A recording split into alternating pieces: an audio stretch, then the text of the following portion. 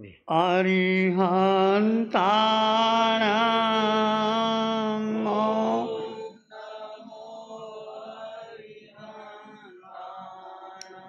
अरिहन्ताणां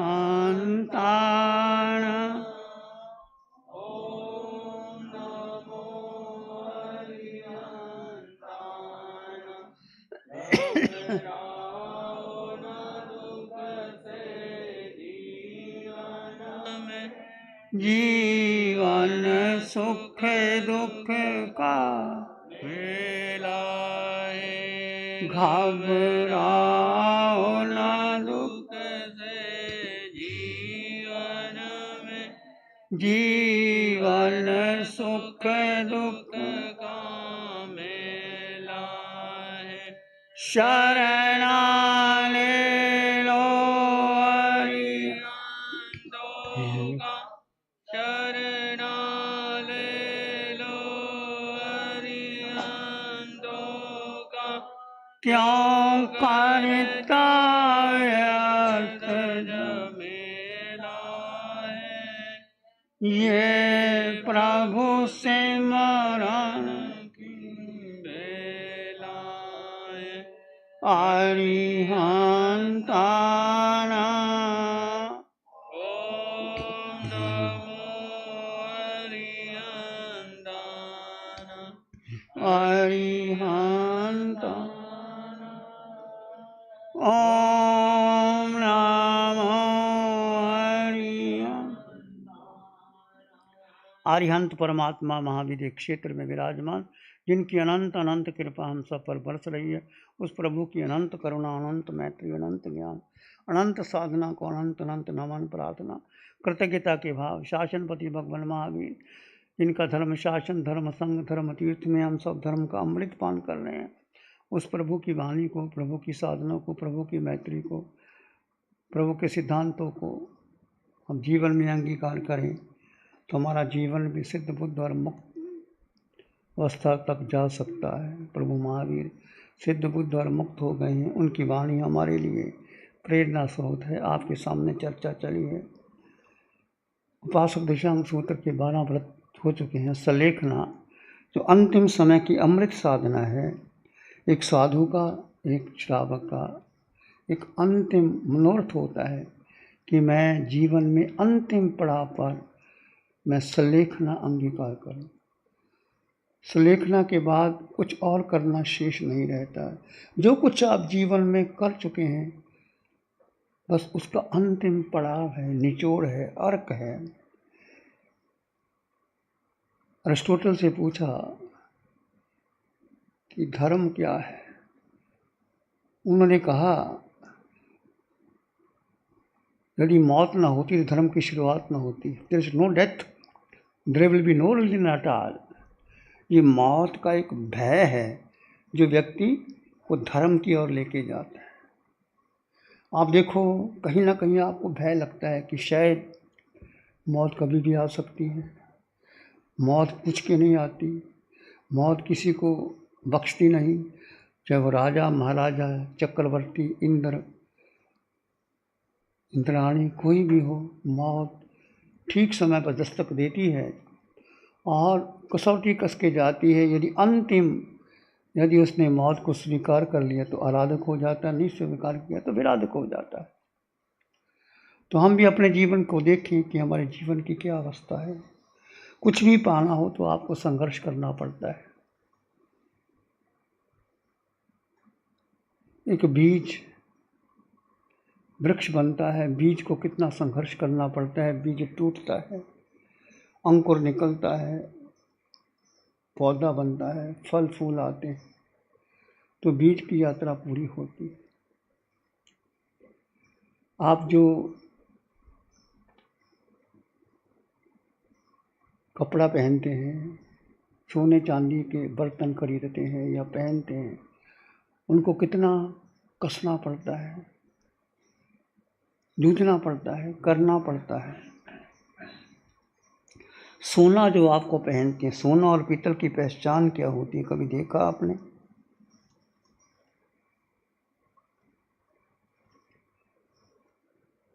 यथा चतुर्भिः कनकं परीक्षते निघर्षण छेदनतापतारणै यथा चतुर्भिः कनकं परीक्षते निघर्षण छेदनतापतारणै तथा चतुर्भिः पुरुषै परीक्षते त्यागेन शीलेन गुणेन कर्मणा। एक पीतल की धातु है, एक सोने की पास है। आप दोनों ही जौहरी के पास लेके जाते हैं तो सोना और पीतल में क्या पहचान है? सोने को पहले एक घसा जाता है, किसमें? एक काली सी बट्टी होती है, उस पर सोने को घसते हैं और वो एक सोने की निकलती है निघर्षण।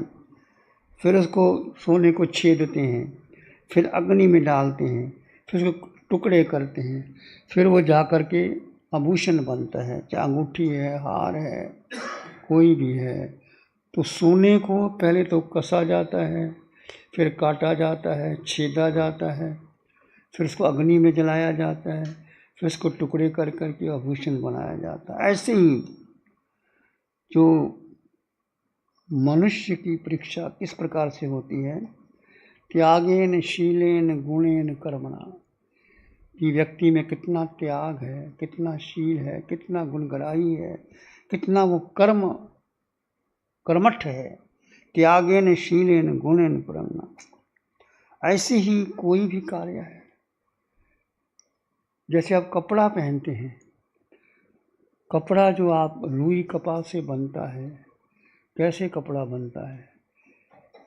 पहले वो रुई का पौधा होता है, उसको पौधा लगता है, कपास होती है, उसको अलग करते हैं, छीनते हैं, बनौले अलग करते हैं, कपास को काटा जाता है, बुना जाता है, कपड़ा बनता है और उसका फुस्सा जाता है। कहा भी क्या है?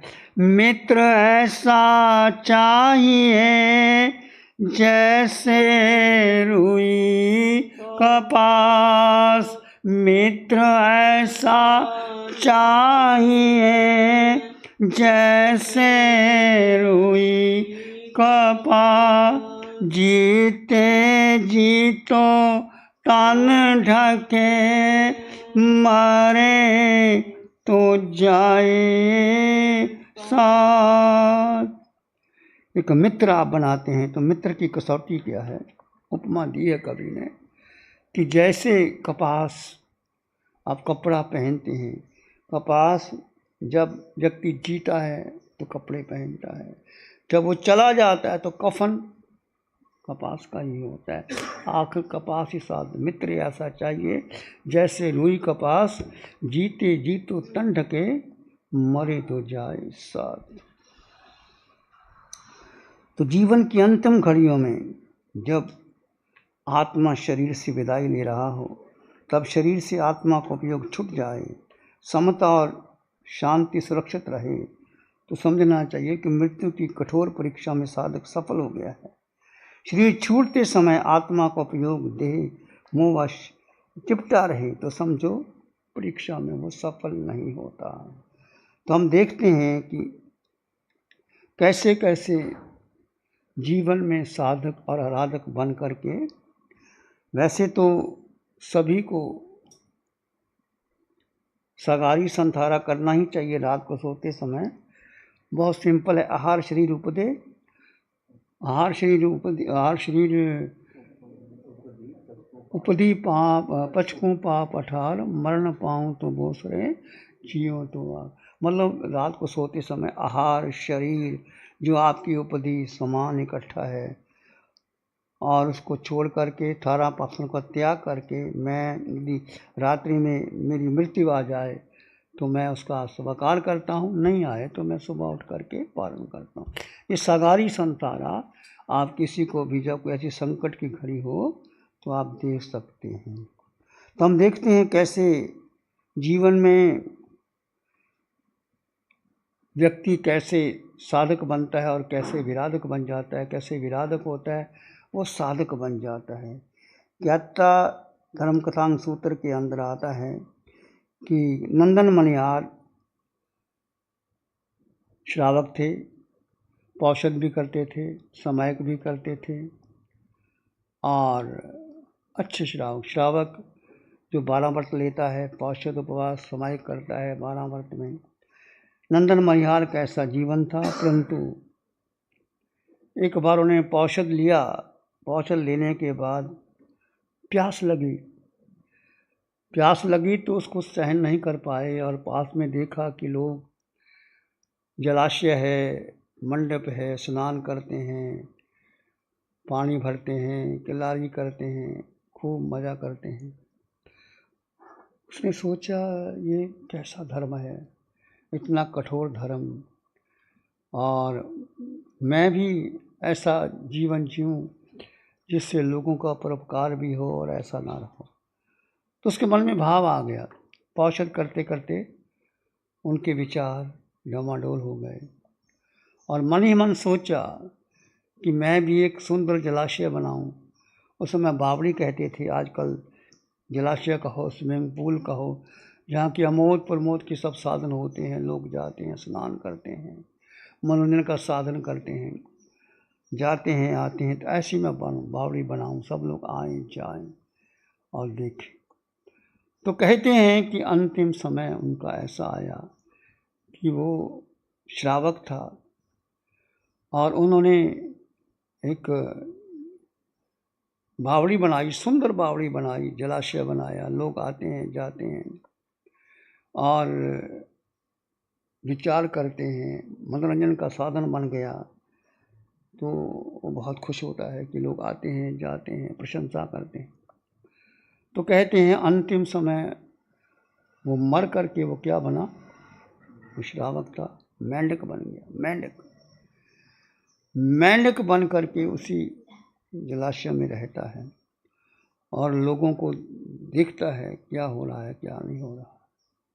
अब कहाँ एक श्रावक का जीवन, कहाँ एक त्रिंच गति का जीवन, मेंढक का जीवन। परंतु फिर भी किसी उपयोग से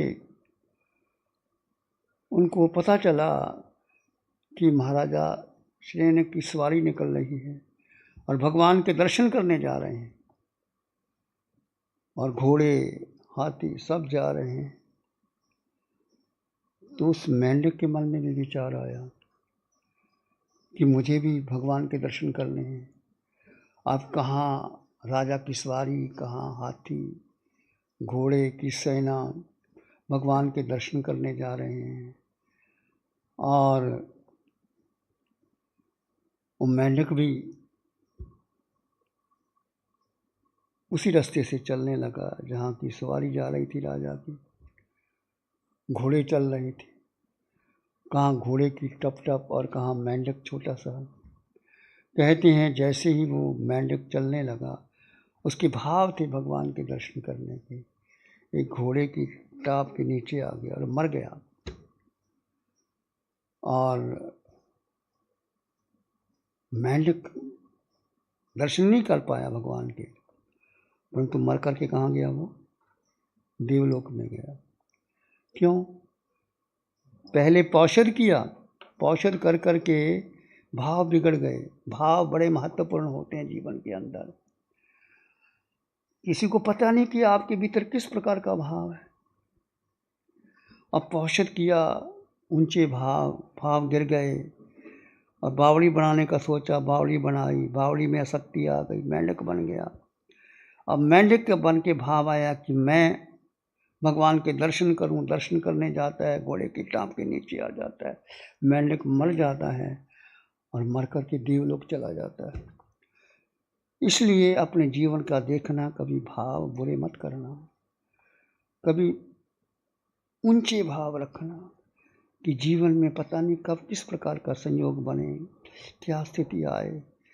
तो मैं अपने जीवन में किसी का बुरा ना कर सकूं, भला करूं, किसी के मंगल मैत्री से मंगल कामना करूं, किसी का उपयोग हो सके तो उपयोग करते रहना।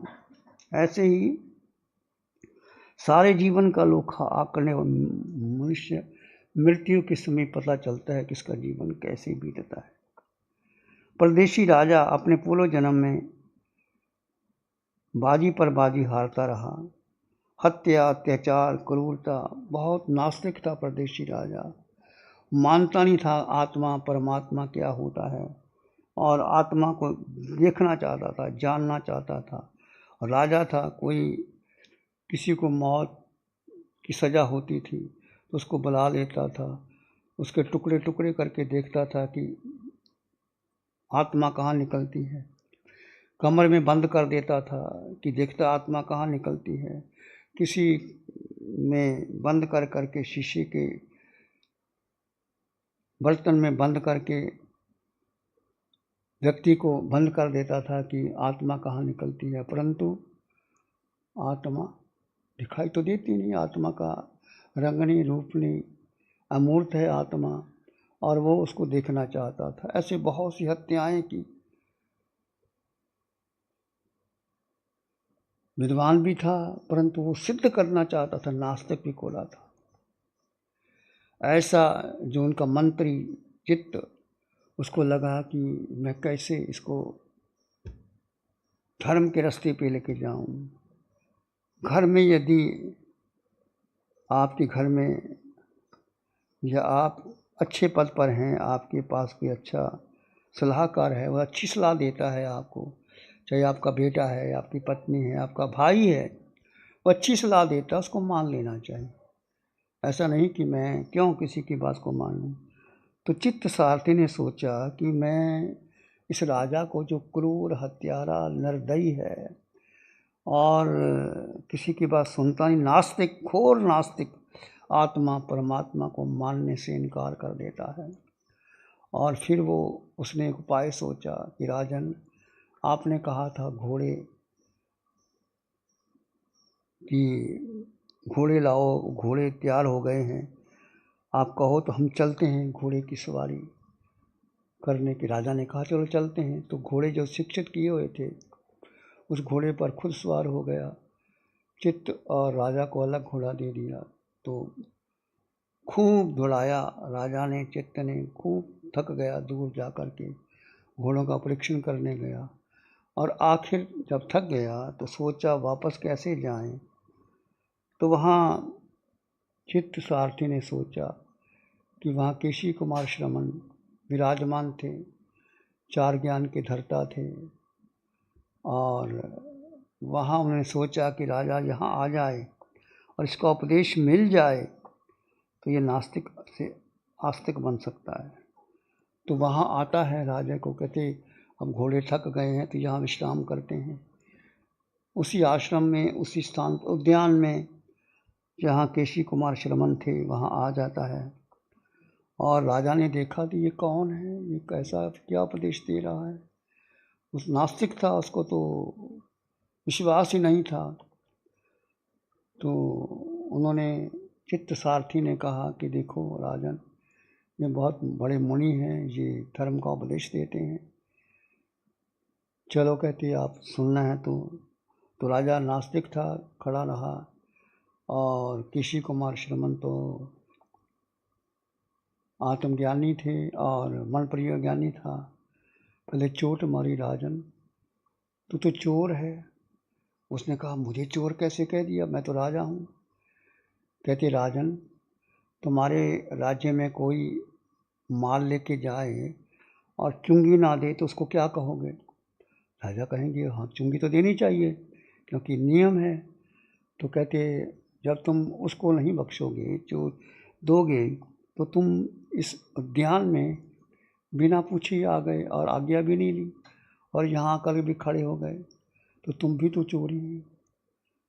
वो ठगा रह गया कि मेरी बात मन की कैसे जान ली। बैठे, बड़ा संवाद हुआ, आत्मा की चर्चा हुई। केशी कुमार श्रमण ने बहुत सटीक उदाहरणों से समझाया कि आत्मा है, आत्मा के सिवा कुछ भी नहीं, तुम क्या जानते हो, करते हो। बड़ा लंबा संवाद चलता है। और केशी कुमार श्रमण ने उसको आस्तिक बना लिया, संत जैसा जीवन बना लिया। परदेशी राजा का जीवन ही बदल गया और जा कर के उन्होंने गृहस्थ धर्म अंगीकार कर लिया। भगवान से, केशी कुमार श्रमण से क्षमा मांगी और अनुव्रत ले लिए और आता है राज्य में। अब राज्य में इसको कोई दिलचस्पी नहीं रही, अब राज का कारोबार भी छोड़ देता है और अपने जो राज के 4 हिस्से कर देता है।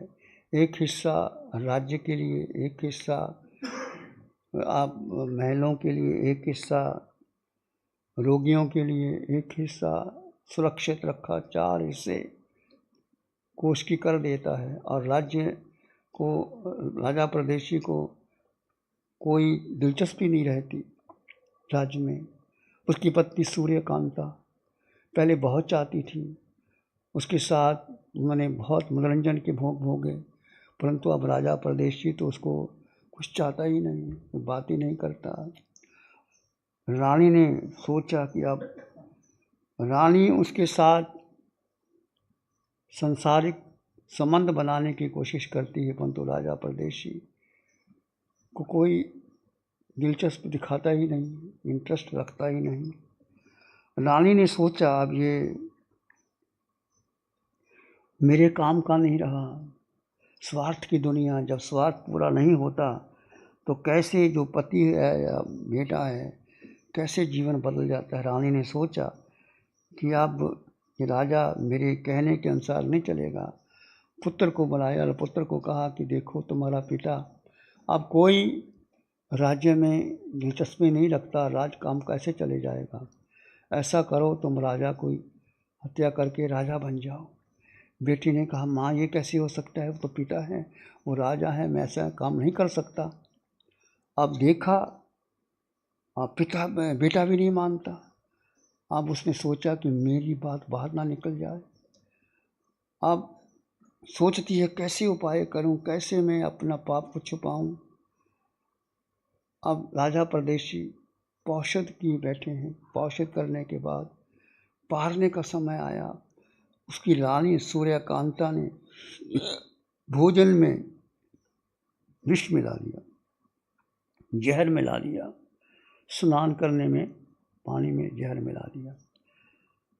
राजा परदेशी ने जब भोजन ग्रहण करने का अवसर आया तो सोचा ये तो विष मिश्रित आहार है, पर उसने कुछ भी नहीं कहा अपनी पत्नी को। इतना धार्मिक हो गया, जो नास्तिक, कट्टर, क्रूर, और वही राजा सात्विक बन गया, धार्मिक बन गया और कुछ ना कह करके वही आहार उन्होंने ग्रहण किया। आहार तो जहर मिला हुआ था उसके अंदर। अब उस विष फैल गया चारों ओर और अंतिम राजा ने सलेखना ली, संथारा कर लिया और किसी को दोष नहीं दिया कि मेरा कोई उदय कर्म है। किसी को दोष ना दे करके संथारा करके क्षमा याचना करके देवलोक में गया और भगवान की सम्मुखशरण में आकर के वो नाटक दिखाता है और सब बताता है। तो पूछा गणधर गौतम ने, प्रभु ये कौन थे देव जिन्होंने नाटक दिखाए सब प्रकार के। तो भगवान ने सारी बताया कि ऐसे वो राजा परदेशी था, उन्होंने संथारा लिया, सलेखना ली, देव बना, देव आने के बाद ये नाटक दिखाया। तो कहने का अर्थ जीवन कैसे बदलता है। जीवन का भरोसा कुछ भी नहीं। जीवन में जितना भी हो सके जाना ही है। जीवन में अंतिम समय तो जीवन का व्यामोह नहीं करना चाहिए। क्या पता ये धन, ये पद, ये प्रतिष्ठा, ये जीवन कब तक है। और अपने अंतिम में भाव रखना चाहिए कि मैं अंतिम सलेखना अंगीकार करूं। सलेखना महावीर ने कहा सलेखना अपश्चिम है, अंतिम है। इसके बाद और कोई व्रत नहीं। 12 व्रतों की साधना इस व्रत से पूर्व हो जाती है। जब सलेखना ली जाती है फिर कोई व्रत नहीं रहता। ऐसा मरण पुण्यवान लोगों को एक ही बार होता है। इसको पंडित मरण कहा जाता है। तो सलेखने का अधिकारी कौन हो। झूठ सलेखना अपच्छम मारंती सलेखना, झूसना अराना। अपश्चिम अंतिम जो सलेखना है, जूसना, चूसना का अर्थ है प्रीतिपूर्वक इस व्रत को अंगीकार करना। प्रीतिपूर्वक व्रत को यदि आप अंगीकार करते हैं, ऐसा नहीं कि क्या करें दुखी होकर के कि मेरा अंतिम समय आ गया है, अब छोड़ करके स्वीकार करके सब उसको जीवन में अंगीकार करते हैं। सलेखना का भावार्थ यही है कि अरिहंत परमात्मा अपच्छम मारंती सलेखना अरहाना जूसना, उसका जो सार यही है कि जब अंतिम समय आ जाए तो अरिहंत परमात्मा सिमंदर स्वामी भगवान के चरणों में प्रार्थना करे कि आत्मा का स्वरूप अनहारक है, मैंने शरीर के आश्रित सचित अचित मिश्र आहार किया, कराया अनुमोदन। इस भाव में, पर भाव में, अनंत भाव में आहार के प्रति लुब्ध हुआ हूँ, तो भोजन में रस लिया, भोजन को लेकर क्रिया प्रतिक्रिया की, अनुमोदन किया, उसके लिए मन अंतःकरण से क्षमा मांगता हूँ। शरीर में रहते हुए अकेंद्रीय से पचेंद्रीय तक की हिंसा की, कराई, अनुमोदन किया। चोरी की, झूठ बोला, चोरी की, मैथुन का सेवन किया, परिग्रह रखा, रखवाया, समस्त कर्मों की आलोचना प्रतिक्रमण प्रायश्चित करता हूँ। शरीर के द्वारा मैंने क्रियाओं का सेवन किया, क्रोध मान माया लोभ स्वयं किया, कराया, अनुमोदन किया, उसके लिए मैं प्रतिक्रमण प्रायश्चित करता हूँ। प्रभु, मैंने अपने मुख से पर पीड़ाकारी वचन बोले हूँ, उसके लिए मैं आलोचना प्रतिक्रमण प्रायश्चित करता हूँ। आज दिवस भर में 84 लाख जीवा योनियों में किसी जीव को उठते बैठते हिलते चलते दुख दिया हो, उसकी हिंसा की हो, आलोचना प्रतिक्रमण प्रायश्चित करता हूँ। सभी कर्म मेरे देह ने किए, मेरा स्वभाव केवल ज्ञाता दृष्टा है, संपूर्ण दिवस में मैं स्वभाव में विभाव में गया हूँ, आलोचना प्रतिक्रमण प्रायश्चित करता हूँ। दिन भर में कहीं पर भी मेरा भेद विज्ञान छूटा हो, आलोचना प्रतिक्रमण प्रायश्चित करता हूँ। प्रभु, मैंने किसी की निंदा की, कराई, अनुमोदन किया, नींद में, प्रमाद में, स्वप्न में, स्वर दोषों में कहीं कर्म बंधन हुआ तो अंतःकरण से आलोचना प्रतिक्रमण प्रायश्चित करता हूँ। अंत में जो भी पाप कर्म किया उसकी अंतम से आलोचना करके यदि आपके जीवन में सलेखना आ जाती है, समाधि मरण आ जाता है, तो आपके बहुत भाव कम हो जाते हैं, प्रतिसंसारी हो जाते हो, और शीघ्र ही कोई 3 भाव, कोई 5 भाव, 7 भाव, अधिक से अधिक 15 भाव में मोक्ष चला जाता है। तो जीवन में साधना को महत्व दो, शरीर और आत्मा का भेद विज्ञान कीजिए। शरीर नश्वर है, आत्मा अजर अमर अविनाशी सत्य चित्त आनंद है। जीव का जीव में स्थित रह करके जीव में ही सुख ढूंढिए, आत्मा के अष्ट गुणों का चिंतन मनन कीजिए। यही सलेखना जो अंतिम समय की अमृत वृत्ति है। साधक की जीवन भर की साधना की परीक्षा मृत्यु के समय में होती है। और यहाँ हंस के जाते हो तो सब आराधक बन जाते हैं, जो रोते चिल्लाते जाते तो विराधक हो जाता है। इस प्रकार अपने जीवन में सलेखना का भाव रखना। ध्यान करेंगे, आंखें बंद, मन वचन काया शांत, शरीर शांत, विचार शांत, सृष्टि शांत, वातावरण शांत, हर दिशा हर किनारा शांत शांत शांत। सर के सिरे से पांव के अंगूठे तक अपने भीतर शुद्ध चेतना का एहसास कीजिए। तुम मात्र मात्र मात्र आत्मा, आकार में निराकार आत्मा, शुद्ध आत्मा, पवित्र आत्मा, निर्मल आत्मा, अष्ट गुणों से युक्त आत्मा।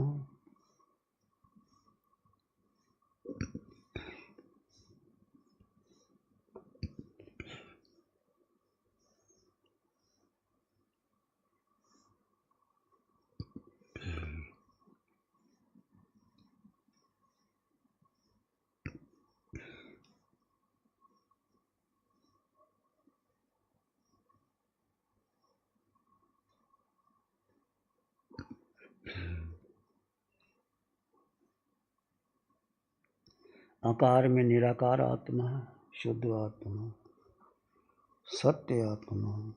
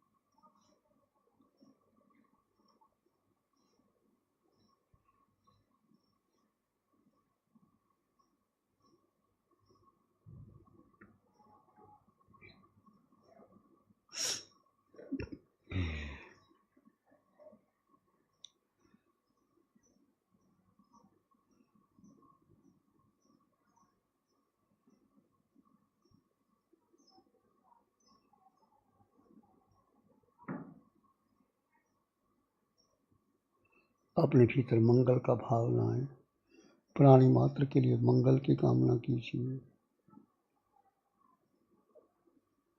नमन करें हम धर्म को, धर्म बड़ा बलवान।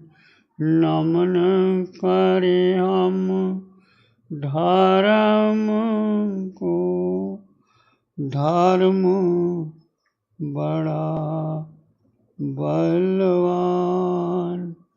धर्म सदा रक्षा करे, धर्म करे कल्याण। धर्म सदा रक्षा करे, धर्म करे कल्याण। सबका भला हो, सबका मंगल हो, सबका शुभ हो। इसी में एक लंबा गहरा श्वास लें। अरिहंत परमात्मा के चरणों में अनंत कृतज्ञता ज्ञापन करें। एक और लंबा गहरा श्वास लें। अरिहंत परमात्मा के चरणों में नमन और वंदन। दोनों हाथों को आंखों पे ले जाएं। हल्का सा स्पर्श, धीरे से आंखें खोल सकते हैं। नमो अरिहंतानंग, नमो सिद्धानंग, नमो आयर्यनंग, नमो उच्चायनंग, नमो लोए सब सावनंग, धम्मो मंगल मुकीठम अहिंसा संयमो तमो देवावित्तं, नमं संति जस धम्मे श्यामं। श्री चत्तारी मंगलम, अरहंता मंगलम, सिद्धा मंगलम, साहु मंगलम, केवली पणत्तो धम्मो मंगलम। चत्तारी लोग उत्तम, अरहंता लोग उत्तम, सिद्धा लोग उत्तम, साहु लोग उत्तम, केवली पणत्तो धम्मो लोग उत्तम। चत्तारी शरणं पवज्जामि, अरहन्ते शरणं पवज्जामि, सिद्धे शरणं पवज्जामि, साहु शरणं पवज्जामि, केवली पणत्तं धम्मं शरणं पवज्जामि। चार शरण दुख हरण जगत में, और न शरण कोई होगा। जो भव्य प्राणी करे आराधन, उसका अजर अमर पद होगा। उसका सदा